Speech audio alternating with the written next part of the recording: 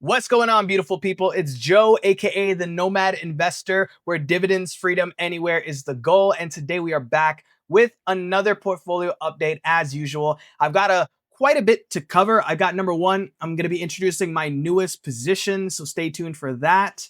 I'm really excited about it. Number two, we're going to be obviously covering the portfolio as usual, the position size and etc. And then number three, we're going to dive into some news and X posts like I usually do. So without further ado, let's get right into things. Currently, we are at 958 subscribers and 31 videos. This is the 32nd video and the 30th update. So if you are new here and you haven't already, make sure to smash that subscribe button. It helps me stay motivated to continue making videos like these. And most importantly, if you are not new here, welcome back. Smash that like button as always, so that way others can find our content and the algorithm of YouTube favors us.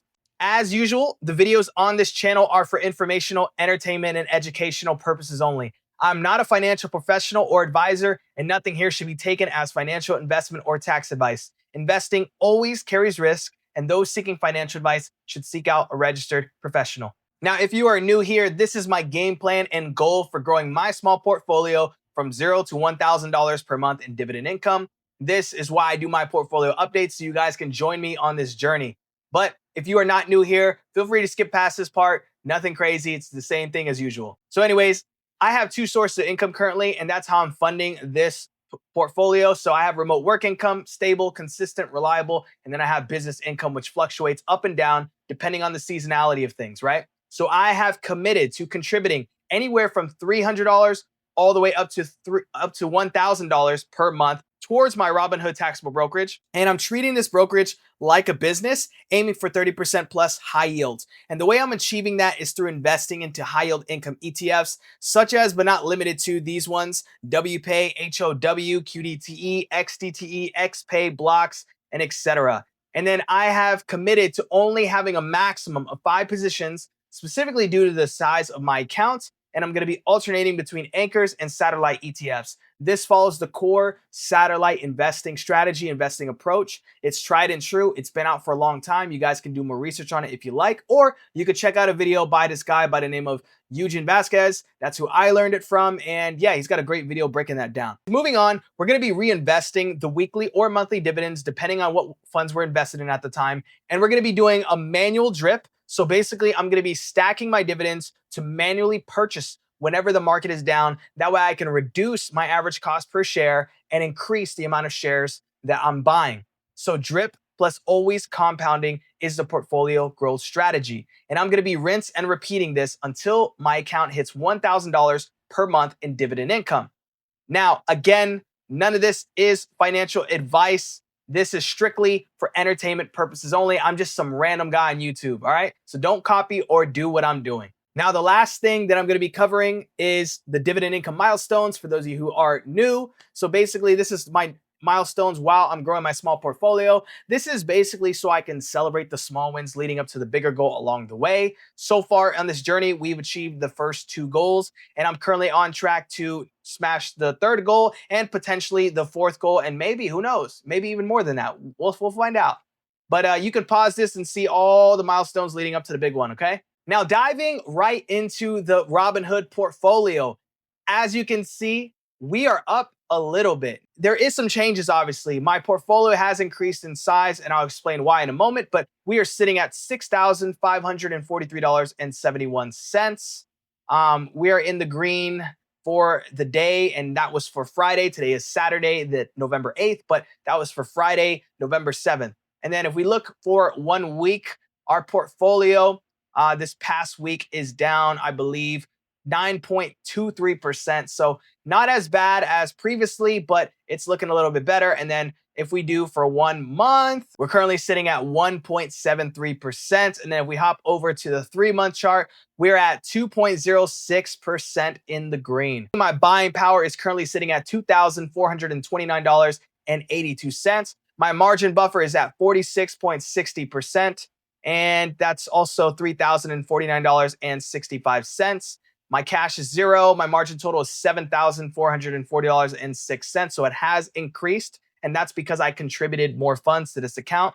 And my margin used is also a little bit larger because I just couldn't sit still and let these buying opportunities go away. I know, guys.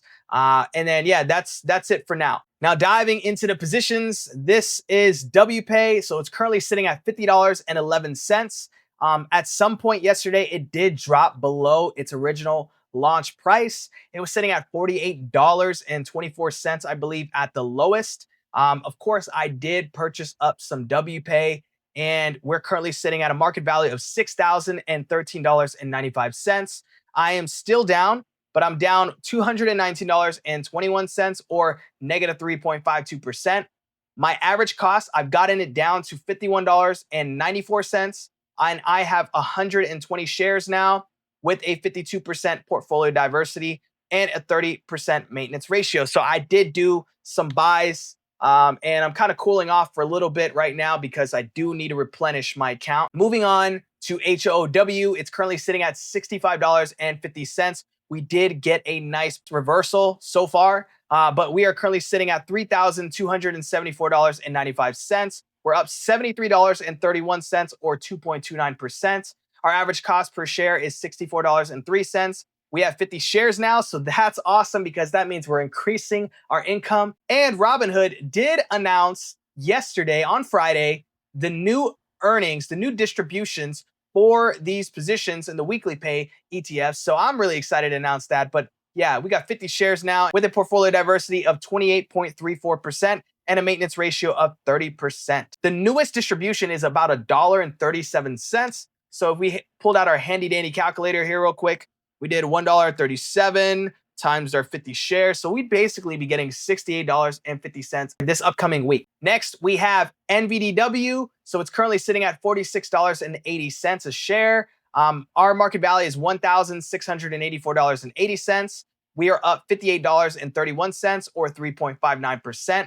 My average cost per share is $45.18. I have 36 shares, so I did buy some more.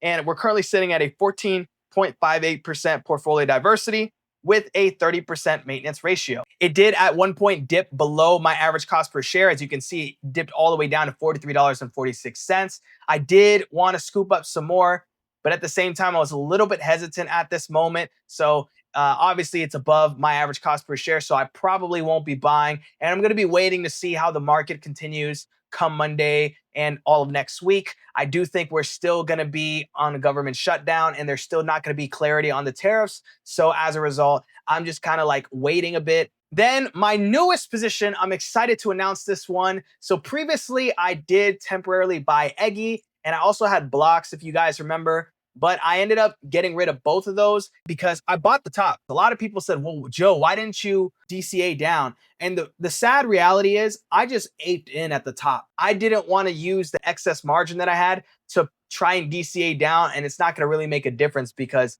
I bought a lot of shares right off the bat. Really taking some time to reflect. But this is going to be my new stable NAV ETF. This is from Curve. So I'm really trusting in Howard Chan's strategy for this position, for this fund. And basically, I believe he has some protective options. So when it goes down, it doesn't go down as much. So this should hold up my portfolio once I grow the position over time and make it more of my core stabilized holding. It's currently sitting at $29.01. Our market value is $580.24. We're currently up $5.14 or 0.89%. My average cost per share is $28.76. We have 20 shares. I did 2 purchases for this, and our portfolio diversity is currently at 5.02%. So my next goal would be to try and get this to 10% within reason, of course. I'm not going to rush into this. I'm going to see how the market performs this upcoming week, like I mentioned.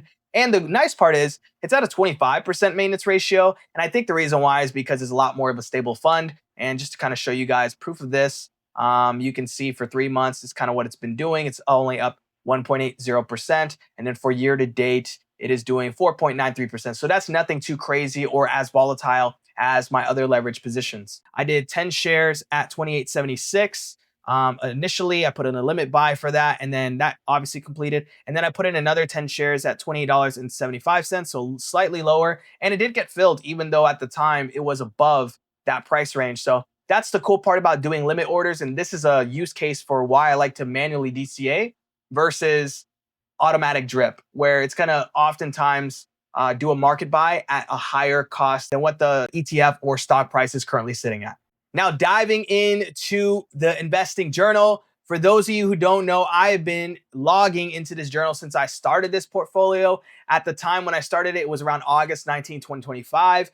I had a net account value of $678.67. So we've seen some crazy exponential growth. And I actually had Alti, XDTE, and YBTC at the time. I'm actually potentially reconsidering getting XDTE back, but I'll save that for another time to explain. As of today, or technically as of yesterday when I logged this, this is the current state of the account. We've obviously covered this number, net account value already, but with the margin positions, we're sitting at $11,553.95.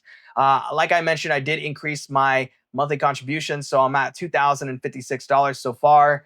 And we've also increased our margin usage, which we covered. And yeah, I mean, these are what we got paid this last week, but it's going to be a new week coming up, so we shall see. But for those of you who are new, we got paid $94.68 this past week. Hopping into the dividend sheet here, we're able to decrease our average cost per share for every single position, which in doing so increased our market return and total return. So hopping over here, our total return for HOW is 6.57%. For WPay, down 1%. For NVDW, 4.59%. For KQQQ, we're up 0.90%. And then for market return, we are sitting at 1.78% for HOW, negative 3.89% for WPay, 1.95% for NVDW, and 0.9% for KQQQ. And the reason why KQQQ's total return is obviously the same is just we haven't received any dividends yet, so just keep that in mind. Hopping over into the dividend log. So the dividends that we received for HOW so far has been $153.34. For WPay, it's $180.15. And for NVDW, it's $42.91. To be determined what we're going to get paid from KQQQ.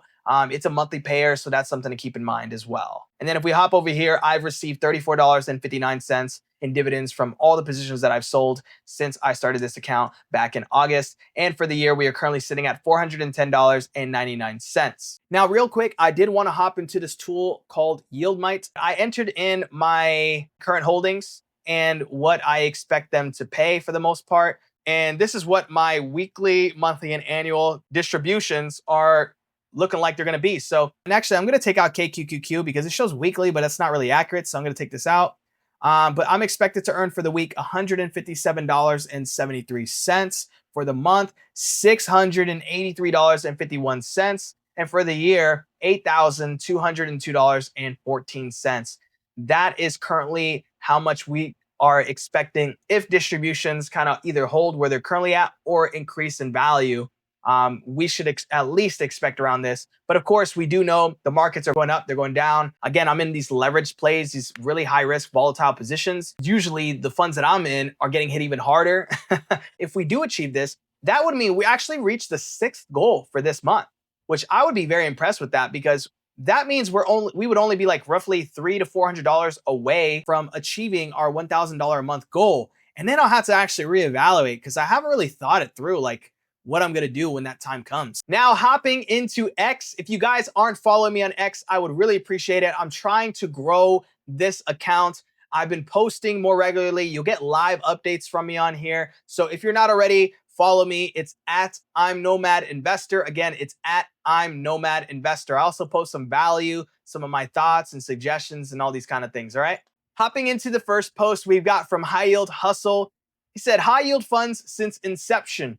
So first, we see NVDY from YieldMax at a 283%, PLTY from YieldMax at 172%, MSTY at 158%, HOOY at 89%, HOOW at 76%, GPIQ at 67%, PLTW at 60%, YMAG at 58%, GPIX at 57%, SPYI at 55%, Chippy at 54%, AMDW at 50%, BTCI at 47%, YMAX at 39%, QQQI at 39%, Blocks at 34%, Maggie at 24%, and GPTY at 20%. So not financial advice whatsoever. This is not a recommendation at all, but these are some interesting high yield funds that you can take a look at And, who knows? Maybe you'll find something you like. Next, we have from Beat the Bots. He said, Round Hill weekly paid distribution announcement plus yield ranking. So HOW, my favorite fund of all time, is at the top.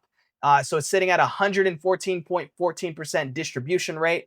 PLTW is at 101.61%. AMDW is at 84.62%. And then you guys can read the rest. I'm not going to cover it all. I actually almost bought PLTW yesterday. It was like messaging some people about it in one of the investing communities. And they were like, yo, it's not really for the faint of heart, to be honest. You got to really believe in the company and most importantly, the CEO, because he's basically dictating the direction of the company. And there's a lot of high swings with this company. Again, I'm just going to kind of stick with what I got for now, at least. And of course, like always, I don't marry my bags. I may change my mind, but I will always update you guys, especially if you follow me on X, you'll get immediate live updates. Or you can wait till the next portfolio update and I'll also share that as well. Moving into the next post, another one from High Yield Hustle. It says the difference between trading vehicles and set and forget in high yield. The key to knowing how to use a fund lies in its strategy.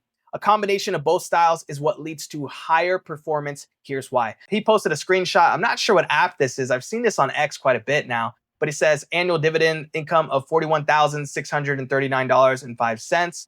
Monthly, that's $3,469.92, and daily, $114.08. That's crazy, man. These people with these big portfolios, like they really be blowing my mind away. It says, first off, let's keep it real. No fund yielding 50 to 100% is set and forget. 100% facts. They require timing and entry, strategic and reinvestment, and a bullish underlying.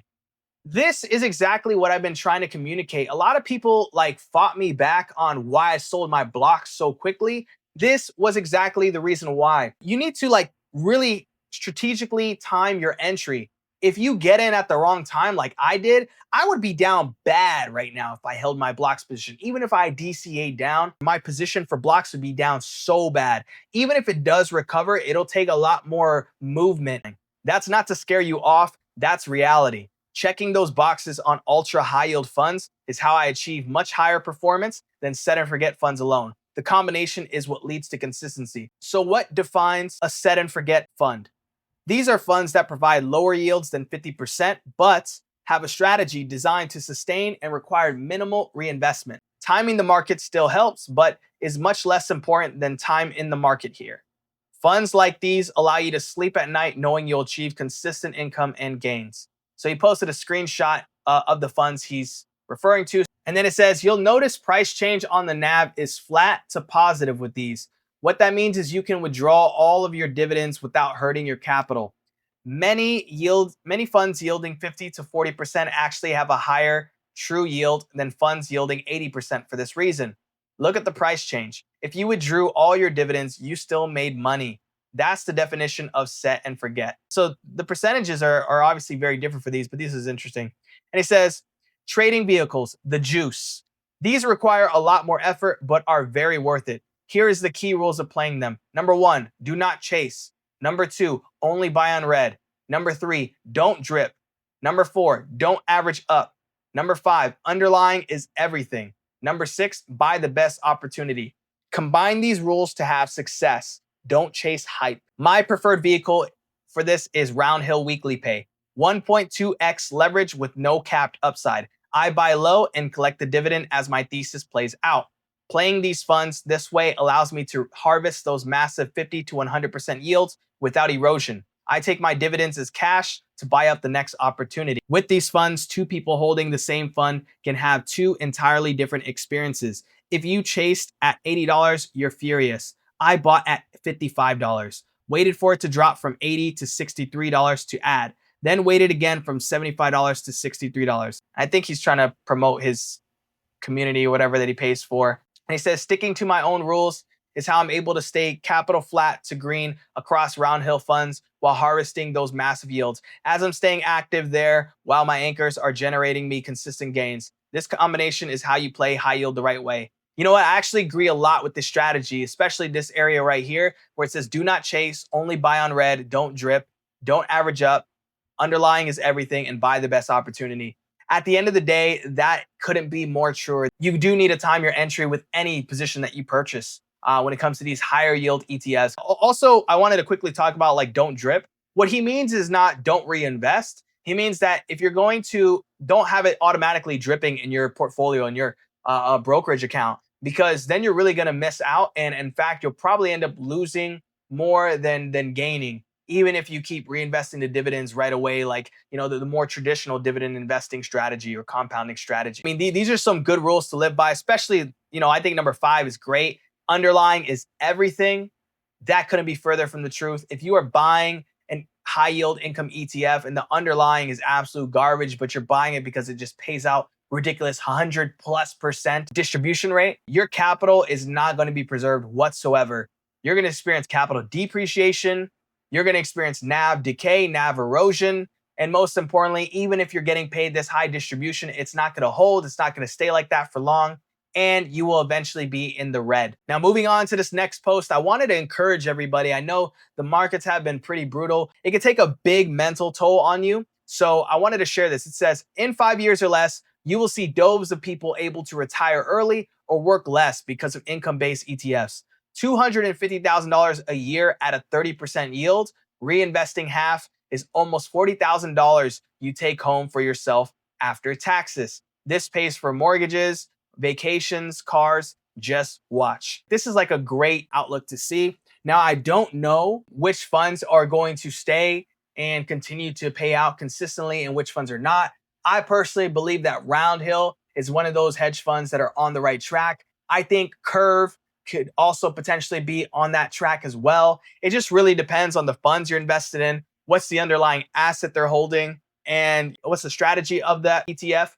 And most importantly, who's the one managing and directing the fund as a whole? Because that's super key. Curve, Howard Chan is running that thing. And man, oh man, I'm very impressed so far of how he's been managing his funds. Hence why I also wanted to get exposure to KQQQ. And then obviously Roundhill, you guys have known since you follow my channel. Ever since I made the switch to them, I've been nothing but happy. And someone commented, they said, there are too many of these garbage funds now, so it will take longer than 5 years. What will happen is that there will need to be a reset when many fail. It makes the news, and the good ones will be left standing that offer 15 to 25%. Too much of a good thing always fails. And the person who posted this says completely agree. And also, so do I. I completely agree with you. There's a lot of garbage out there. I'm not going to say who, but you guys probably know who I'm referencing. And I think a lot of these funds are going to end up failing. A lot of people are going to be losing a lot of money. But for this, I'm kind of seeing a similar trend kind of cross over. And it's really reminding me of the crypto market when all these poop coins came out. There's too many of these garbage funds right now. I think for some people who aren't actively managing their high yield income ETF portfolios, it may take longer than those 5-year marks. It also depends on how much you're starting with in capital, how much you're contributing, what's your strategy for your portfolio and how you manage it. So that's just something to keep in mind. But I really like this post, and it's a really good thing to keep in your head, right? Last, I definitely want to highlight this post by Richie B. But before I read this, let's read the underlying post, the original post. So he said, yesterday was rough. He's talking about Thursday. And pre-market Friday isn't looking much better. Most are expecting a relief bounce today, and normally I'd agree, but we're in a weird spot where charts and sentiment aren't lining up, especially with the government shutdown vote looming. Don't get cute here. If sellers step in early, the risk of more red is very real. Emotions are part of the game, but panic is a choice. Focus on what you can control. Risk, patience, and mindset. The rest will play out how it should. And then quoted his original post, and he said, bears are still running the show. Heavy selling, zero signs of buyers stepping in, brutal morning so far. So he posted at around 9:34 a.m. on Friday. But as you can see, 9:34 a.m. on Friday, that was around like this time right here. This is when it started dipping. And of course, it did keep going all the way till like 12 p.m. And then afterwards at 12, they had the meeting regarding the tariffs vote, I believe it was, or something of that nature, or maybe it had to do with the government. I can't remember exactly. But after that meeting, we got this rally leading into the weekend. And according to people in the investment community that I'm a part of, people are thinking that we're gonna see like a little bit of a rally on Monday as well, and then probably for the rest of the week we're gonna see some red. So I may potentially think about or consider taking some profits. I'm not sure yet. Be vigilant, be mindful, definitely be paying attention. You guys know what to do. Everybody has a different strategy. My personal opinion is write down a list of rules that you want to follow for your portfolio and stick to those. And anytime you feel like panic or some kind of greedy or mood swings or fearful or whatever, reference back to those, reread it, and remind yourself of why you started the portfolio, what's your strategy for your portfolio, and being consistent. Because at the end of the day, consistency is what wins. In any business, in any realm, in any industry, consistency wins. Consistency beats out people who quit, right? And when I say that, I mean for being consistent in something that's actually working. If you're being consistent in something that's not working, sorry, you're not going to win. All right, guys. So I did mention XDTE earlier. And as a result, I did want to touch on why I'm potentially interested in getting back into this position. So there's XDTE and there's obviously KQQQ. I just invested into KQQQ. It's a monthly pair. And as we know, monthly pairs tend to be a lot more stable than these weekly pairs. But there's also XDTE. Now, this is a fund that doesn't really grow so much or appreciate in value so much, but it can maintain your portfolio. You won't really lose a lot. And it's pretty stable. And it also pays out weekly instead of monthly. So I have been considering this because if we hop down here, XDTE, it correlates with the S&P 500 versus KQQQ. It's mostly kind of like a Mag 7-ish type fund. Obviously, it holds a lot more than that, but it's really focused on technology companies. But of course, the dividend yield is a lot higher for XDTE, and it's a weekly pair, which it would give me a dividend paying out on Friday, every Friday. So that's something that I have considered buying into again.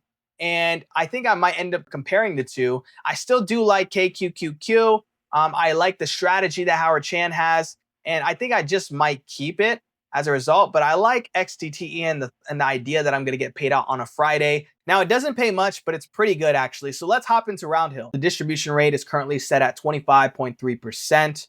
And if we hop down to distributions, usually pays above like 20 cents a share. It's been around quite a bit, like well over a year. And there's a couple times when this fund did pay below 20 cents. So if you can see back in September, it was at 16 cents. And then early October, it was at 17 cents. But it pretty much holds its distributions relatively well. And it is a weekly payer. So that is something that I'm considering and getting back into the position just because I do want another weekly payer in my portfolio. But again, I don't know. I'm weighing my options. It's not a very attractive position by any means other than the fact of the distribution rate. But I want to continue this like more reoccurring compounding effect. And I think that's where XDTE could be a good core to have. Now, again, I'm not really sure right now, and I'm not going to make any moves yet, but it's just kind of seeing how it goes in comparison to KQQQ. If we hop over here, obviously, in terms of total return percentage, KQQQ takes the win. If we go to price change percentage, obviously KQQQ is crushing it. If you notice, without the dividends reinvested into KQQQ, it's at 22.88% versus XDTE. Again, a much smaller percentage, but it's pretty much maintained, as you can see with this chart. And it's at 4.18% versus if we go to total return percentage, KQQQ went to 31.19%. And we have XDTE at 20.13%. So again, it is more of like an income play, but also like holding the portfolio steady. I'm not sure yet, guys, though. I don't know. What do you guys think? Should I just only hold KQQQ and not add XDTE to the portfolio? Should I also add XDTE to the portfolio and only focus on weekly pay and drop KQQQ? Should I hold both and see how they go and compete? No, what do you guys think? Comment below. Anyways, guys, thank you so much for watching this video. If you are new here and you haven't already, make sure to smash that subscribe button. And for everyone else, if you haven't already, make sure to smash that like button. It really does help with the algorithm and go a long way. If you guys have any questions, comments, suggestions, or feedback, comment them down below. I'd love to read them. I read just about every single comment, and I try my best to respond to almost every single one of them. But yeah, until next time, guys, peace.